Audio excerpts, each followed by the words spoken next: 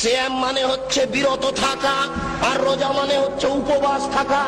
সিয়াম নামটা নবী দিয়েছেন, সিয়াম নামটা আল্লাহ দিয়েছেন। সিয়াম হচ্ছে নাউন, কেন পরিবর্তন হলো এর জবাব কে দিবে? হিন্দু উপবাস থাকে, রোজা সবাই থাকতে পারে, সিয়াম সবাই থাকতে পারে না।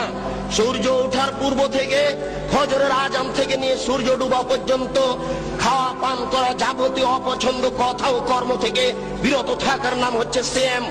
মাথায় কাপড় না দিয়ে একটা মহিলা রোজা থাকতে পারে, সিয়াম থাকতে পারে না। যাবতীয় অপছন্দ কথা ও কর্ম থেকে বিরত থাকার নাম হচ্ছে সিয়াম। একজন মহিলা ছোট ব্লাউজ পরে রোজা থাকতে পারে, সিয়াম থাকতে পারে না। একজন ব্যবসায়ী মিথ্যা কথা বলে ব্যবসা করে রোজা থাকতে পারে, সিয়াম থাকতে পারে না।